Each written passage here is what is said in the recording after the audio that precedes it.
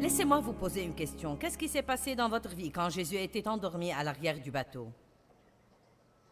Est-ce qu'il y a quelqu'un? Est-ce que quelqu'un a eu des choses tristes, mauvaises, douloureuses qui lui sont arrivées et il vous a juste semblé que Dieu n'était pas là? Voyons vos mains si c'est le cas. Vous savez quoi? Ce genre de choses arrive à tout le monde. C'est un test de notre foi et nous devons être capables de dire, peu importe à quoi ça ressemble, peu m'importe comment je me sens, peu m'importe ce que je vois et combien de temps ça prend, Dieu est ma réponse à toute situation dans la vie. Je crois en Dieu et je ne vais pas perdre ma paix.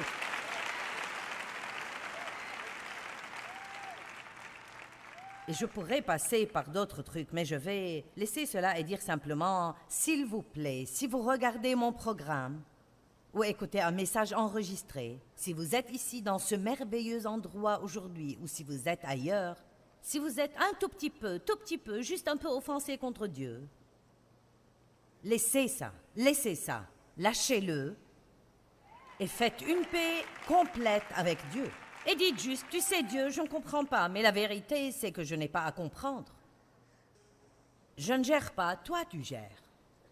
Je t'appartiens et je te fais assez confiance pour croire que quoi qu'il arrive, tu vas le faire concourir pour le bien. Tu vas le retourner et en faire du bien. Écoutez, je ne comprends toujours pas pourquoi des enfants sont maltraités. Pour moi, c'est la chose la plus affreuse que j'ai vue. Mais la Bible dit que Dieu va nous donner une double bénédiction pour nos problèmes passés si nous avançons selon son plan. Et je vous dis ceci, Dieu a fait bien plus pour moi que le double de ce que j'ai souffert. Quoi que j'ai pu manquer, il me l'a donné 100 fois plus dès à présent dans ma vie et Dieu veut faire la même chose pour vous. Amen.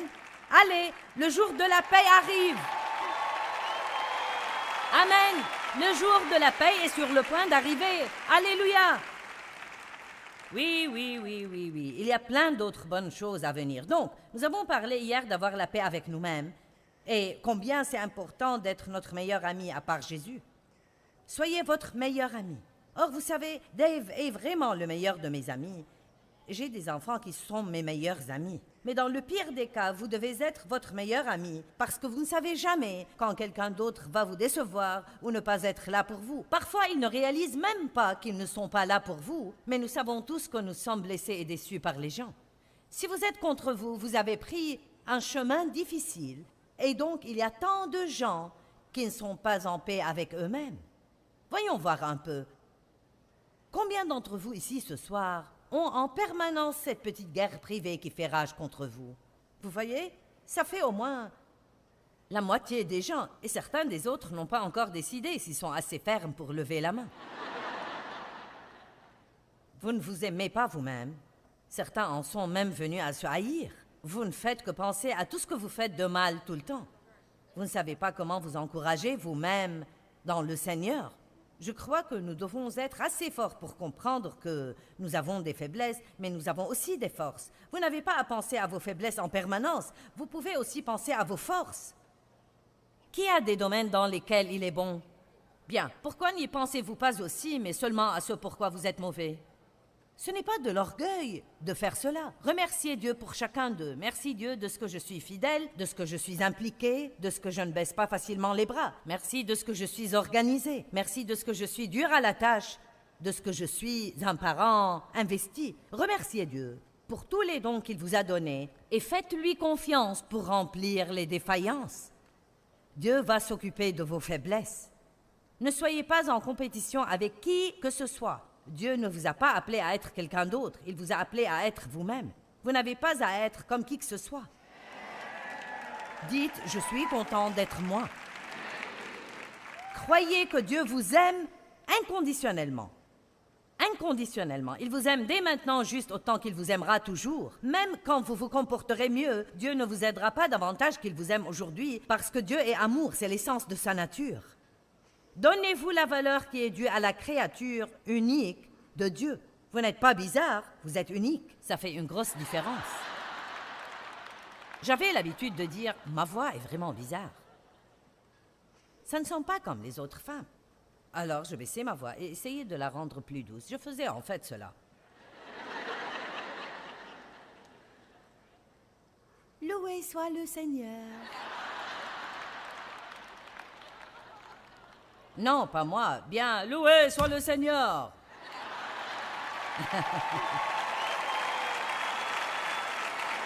Et honnêtement, je pensais que j'étais bizarre. Mais après, j'ai réalisé que ma voix est simplement différente. Il n'y en a pas d'autre comme celle-là. Je suis unique. Les choses uniques ont davantage de valeur. Amen.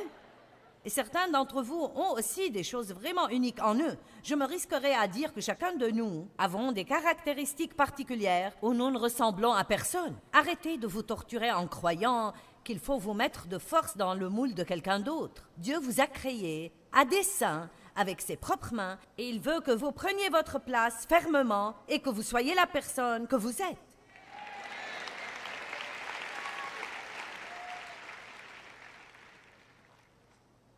La Bible dit « Soyez en paix avec les autres ». Donc nous sommes en paix avec Dieu, en paix avec nous-mêmes, en paix avec les autres. Bon, c'est le problème, n'est-ce pas? Mon Dieu, est-ce que j'ai assez de temps pour prêcher ça? Je ne sais pas. 2 Timothée 2, 23. Écoutez bien. Mais refuse, ferme tes pensées, n'ait rien à voir avec les controverses folles et inutiles, mal informées, insignifiantes, stupides et les arguments stériles. La Bible, bienvenue dans la Bible. Sachant qu'elles font naître des querelles et des luttes. Donc il dit, résistez au diable dès qu'il commence. Au moment où une pensée qui provoque la discorde des luttes, ou des désaccords, ou la disharmonie, ou la désunion vient à vous, fermez-lui vos pensées. C'est là que nous devons être violents et dire « Non, je n'irai pas là ».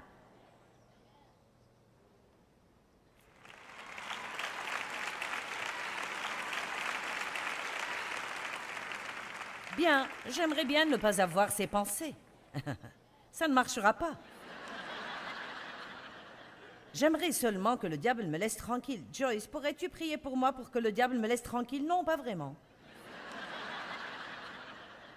Ne me demandez même pas de prier comme ça. Je peux prier que le Saint-Esprit vous remplisse suffisamment pour que quand il s'approche de votre espace, vous soyez celui qui le chasse. Le diable ne va pas vous diriger. Amen. Jésus n'a pas perdu son temps avec lui. « Passe derrière moi, Satan, tu es une offense sur mon chemin. » Amen. Soumettez-vous à Dieu, résistez au diable et il fuira loin de vous. Et toutes ces contrariétés, ce manque de paix et ces offenses, c'est en fait le diable qui les provoque. Le serviteur de Dieu ne doit pas se débattre. Regardez le verset 24. Or, il ne faut pas qu'un serviteur du Seigneur ait des querelles, des luttes, des disputes. Il doit au contraire être gentil et doux, préserver le lien de la paix encore et encore. Donc, voici l'essentiel. Regardez-moi et écoutez. Bonjour tout le monde. N'est-ce pas cool? Maintenant, j'ai bon espoir de parler à des millions de gens en Asie et en Russie, en Inde, ainsi qu'en Afrique, aux États-Unis, en Australie et en Europe. C'est vraiment génial. Et voici la parole du Seigneur pour aujourd'hui. Il faut que vous soyez facile à vivre.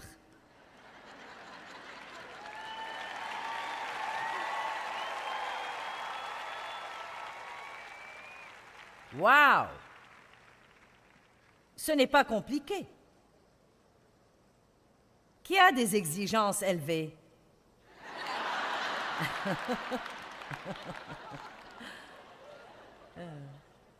Je vous dis, en tant qu'employeur, j'aime ce que j'appelle des employés peu exigeants.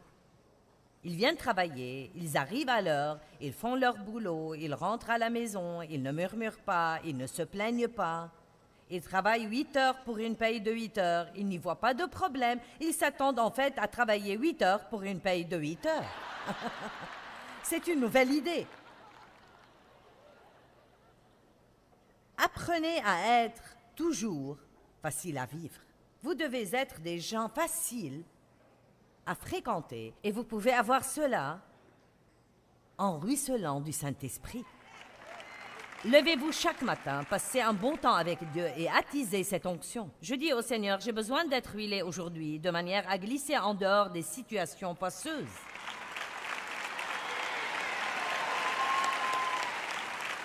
Amen.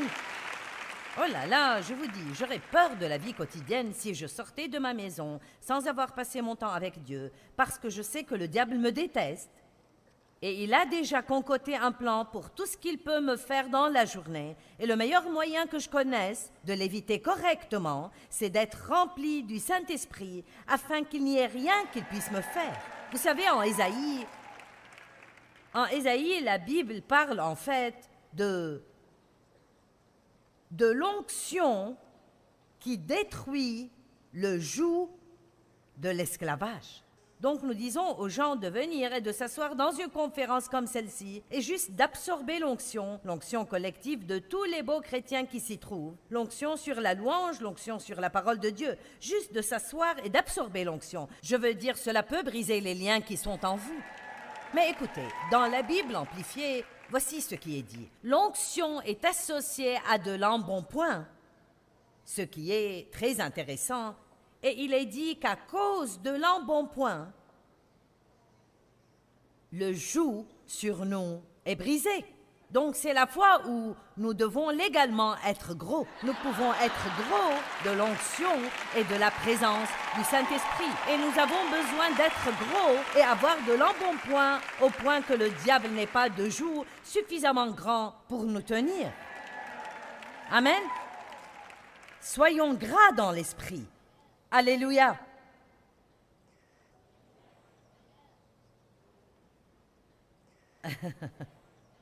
Partout, il est dit, efforcez-vous. Efforcez-vous d'être en paix. Luttez pour être en paix. Ne vous disputez pas, mais luttez pour être en paix. Ce mot efforcer en grec veut dire travail dur. Donc, si vous voulez vous entendre avec les gens, vous allez devoir le vouloir. Pour vous entendre avec les gens, vous devez le vouloir.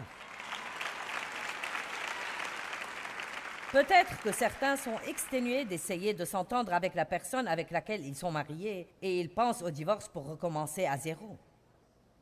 Écoutez-moi bien.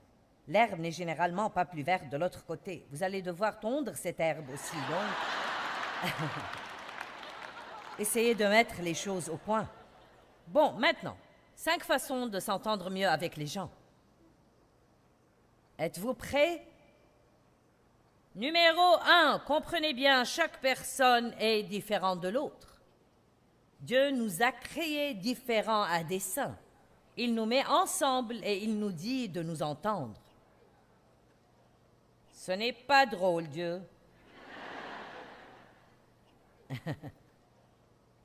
Combien d'entre vous ont plusieurs enfants et ils sont tous différents les uns?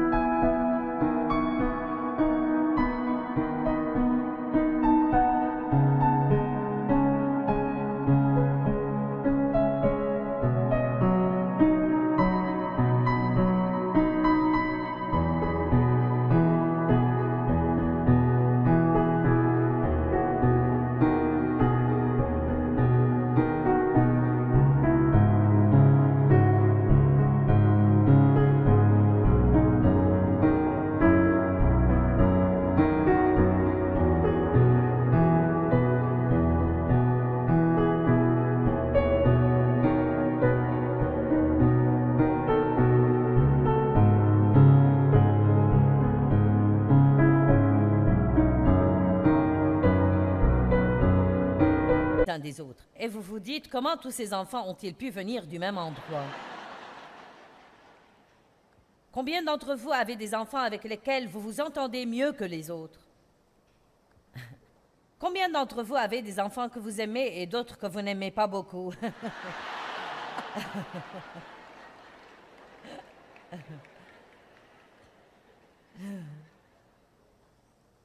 Est-ce que celui que vous n'aimez pas trop est comme vous? J'ai gagné, n'est-ce pas? Quand vous avez une forte personnalité et que vous avez un enfant très volontaire, la guerre est vraiment ouverte. Eh bien, rendez-le responsable de quelque chose et ne vous en occupez pas. Vous pouvez dire, quand ils ont 1 an, ce parc est à toi. Tu peux le mâchouiller, tu peux jeter des choses dedans, jeter des choses à l'extérieur. Tout ce que tu veux, c'est à toi dès maintenant. Tu peux faire tout ce que tu veux dedans. Vous avez donné de la place à un colérique. Il n'est pas possible de leur faire sentir que vous contrôlez tout ce qu'ils font. Ce serait la guerre dès le premier jour sinon. Je pense honnêtement que je serais devenue vraiment folle si je n'avais pas découvert que les gens n'ont pas forcément un problème s'ils ne sont pas exactement comme moi. Je dis la vérité, je veux dire, je pensais, c'est quoi ton problème? Comment penses-tu comme ça? Comment aimes-tu ça? Comment veux-tu ça? Oh là là, quand Dave et moi essayons de décorer une pièce ensemble. Oh, Seigneur, aie pitié. Dave veut que tout se remarque dans une pièce. Je dis bien tout. Et je veux que tout se fonde et aille ensemble. Il aime les fleurs, j'aime ceci. Il aime cela et j'aime autre chose. Et je pensais, c'est quoi ton problème? Comment peux-tu aimer une chose pareille? Il faut que nous arrivions au stade où nous réalisons que les gens ont juste autant le droit d'aimer ce qu'ils aiment que nous d'aimer ce que nous aimons. Oh, vous n'êtes pas sûr de ça, n'est-ce pas? L'applaudissement tarde à venir.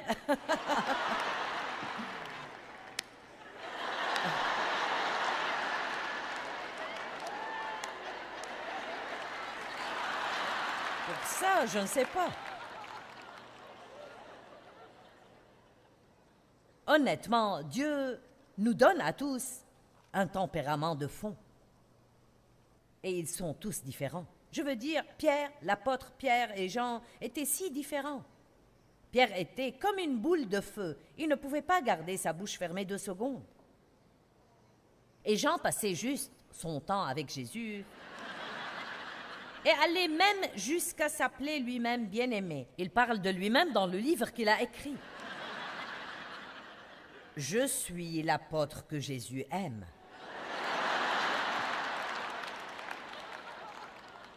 Je suis comme Pierre, et je peux vous dire dès maintenant que ça a agacé Pierre. Vous n'avez pas idée à quel point il a été agacé. Et n'oubliez pas, quand Jésus enseignait sur le pardon, Pierre était celui qui disait « Combien de fois suis-je supposé pardonner à mon frère pour la même chose ?» Ces gars étaient des gens exactement comme nous. Ils se querellaient, ils s'offensaient mutuellement. Ils devaient gérer constamment ce genre de truc. Jésus avait des opportunités d'être offensé. J'ai une question. Il est venu faire un travail. Il a reçu l'onction pour le faire. Il a dû maintenir cette onction sur sa vie et il avait besoin d'onction pour aller à la croix. Il a eu besoin de la puissance du Saint-Esprit pour passer par Gethsémani. Il a dû avoir la puissance du Saint-Esprit pour passer par là. Que pensez-vous qu'il se serait passé si Jésus s'était senti offensé par Jean-Baptiste lorsqu'il a douté s'il était celui qui devait venir? Alors il aurait rangé quelque part dans cette petite zone. Et ensuite, les bigotes de l'époque l'ont offensé en lui faisant toujours des problèmes, donc il aurait rangé ça là-haut. Ensuite, sa famille l'a offensé parce que ses propres frères pensaient qu'il devenait cinglé, donc il aurait coincé ça quelque part. Tout en essayant de faire son travail, il serait allé faire ce que Dieu demandait, mais il aurait gardé tous ses poids et ses offenses attachées à lui. Vous savez quoi? Nous ne serions pas assis ici aujourd'hui. Vous ne m'écoutez pas. J'ai dit que nous ne serions pas assis ici aujourd'hui. Il n'aurait pas pu finir ce que Dieu l'avait appelé à faire et il a été tenté d'être offensé chaque fois qu'il bougeait. Quelqu'un perçoit quelque chose? Je dois tout le temps m'efforcer de garder l'offense en dehors de mon cœur et je dois le faire avec violence. Ne pensez pas que je suis différente de vous. Je peux me lever le matin et avoir une des idées les plus stupides. Je veux dire, je suis en train de prier. Tout d'un coup, je pense à ce que quelqu'un m'a dit 2 semaines plus tôt. Bien. Le diable est le diable dans la vie de tout le monde. Et je veux dire, je dis parfois à voix haute, non. Non, je n'irai pas là. Vous devez fermer votre esprit contre ces trucs. Priez, Dieu aide-moi, je n'irai pas là. Vous savez pourquoi? Parce que je ne m'appartiens pas à moi-même. Je n'ai pas le privilège d'agir comme une personne ordinaire. Paul a dit à l'église de Corinthe, il a dit, vous êtes charnels, une bande de bébés charnels, parce que vous vous comportez comme des hommes qui n'ont pas changé. Je répète encore une fois, nous n'avons pas le privilège de la chair d'agir comme tout le monde. Le reste du monde peut se mettre en colère et rester en colère, mais nous ne pouvons pas rester en colère. Il se peut que nous nous mettions en colère, mais nous ne pouvons pas rester en colère. Nous devons le laisser, le surmonter, le lâcher, nous en débarrasser et ne pas trébucher sur cette chose tout le temps.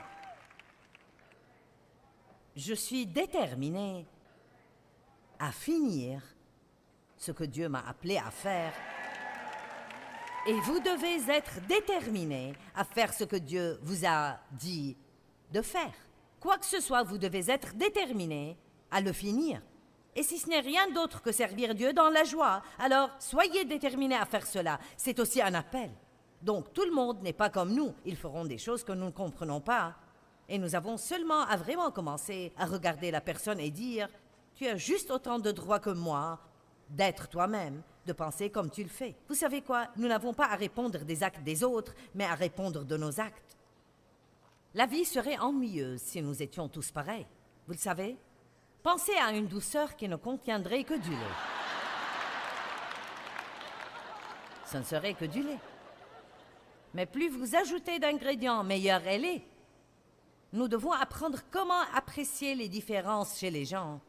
Et nous devons apprécier la valeur qu'ils ont pour nous, plutôt que de penser combien ils sont différents de nous. Amen? Mon assistante administrative, Penny, elle est extrêmement organisée. Et je ne suis pas une flemmarde, mais je ne suis pas organisée comme elle. Je mets tous mes sous-vêtements dans le même tiroir, mais ils ne vont pas être pliés en petites piles bien nettes, crème et noir et marron et bleu. Bon. Je veux dire que je peux les trouver, mais vous savez. Les chaussures vont dans le placard, mais vous ne savez pas comment elles... Je lui ai demandé ce qu'elle faisait pendant son temps libre et elle a dit « J'organise les choses. » J'ai pensé... Elle a dit « Oui, c'est comme un divertissement pour moi. » Vous savez ce que je fais de mon temps libre? Je m'allonge sur le sofa et je prie que Dieu m'envoie quelqu'un pour organiser ma vie.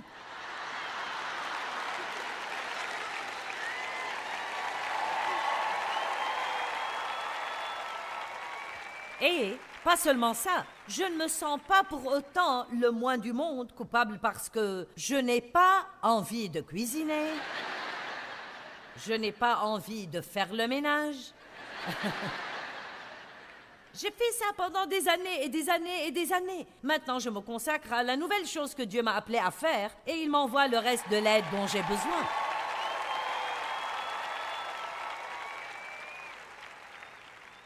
Arrêtez de vous sentir mal parce que vous n'êtes pas comme tout le monde. J'ai essayé d'être comme ma voisine. C'était Miss Art et travaux manuels. Elle avait un jardin et peignait la maison et tondait le gazon. Je n'ai pas le temps de vous raconter ces histoires, mais c'était un cauchemar. Je veux dire, nous avions un jardin, j'ai acheté une machine à coudre, j'ai fini par fabriquer un short et j'ai fait le stupide ourlet du mauvais côté car il remontait de cette façon au lieu d'être en dessous.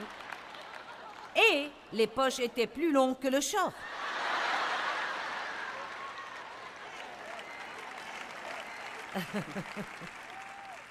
J'ai demandé à Dave de retourner la terre et nous avons planté des tomates Elles ont fait des feuilles et nous regardions les tomates. Je me suis procuré des étais et je devais étayer les tomates avec elles. J'essayais d'être une femme normale.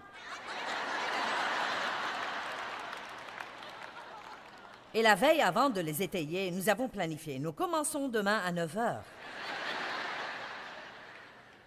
Un essaim de punaises est venu et elles ont fait de gros trous dans mes tomates. Elle habitait tout près et les punaises n'ont pas touché à ces tomates. J'étais fâchée contre Dieu.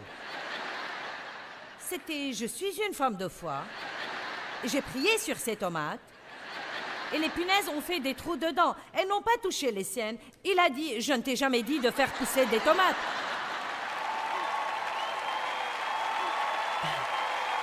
Je n'ai aucune obligation de protéger tes tomates. Je t'ai appelé à prêcher l'Évangile. Allons, arrêtez seulement d'essayer d'être quelqu'un d'autre et soyez simplement pleinement vous et laissez tous les autres être qui ils sont. J'ai encore 4 points à traiter et j'ai dépassé le temps. Je vous les lance. Soyez humble. Apprenez à dire « je n'ai pas toujours raison ». Oh! Apprenez à dire « vous pouvez le dire, je n'ai pas à imposer ma volonté tout le temps ». Dommage que nous n'ayons pas encore 1 heure, ça c'est bon. N'essayez pas de changer les gens et laissez Dieu faire. N'obligez pas les gens à être ce que vous voulez. Vous devez apprendre à être avare en critique. Les gens ne réagissent pas bien aux critiques, mais ils réagissent bien et sont motivés surtout par les encouragements. Occupez-vous de vos affaires. Et toujours...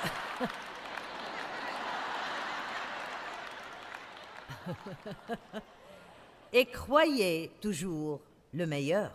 Je crois au meilleur et je fais confiance à Dieu plus que tout. Et surtout, je maintiens cette onction que Dieu m'a donnée. Et pour faire ça, vous devez rester dans la paix. Où il y a l'unité, il y a l'onction et il y a la bénédiction. Bien, nous devons être en paix avec Dieu, en paix avec nous-mêmes et en paix avec les autres. Où il y a l'unité, il y a la bénédiction.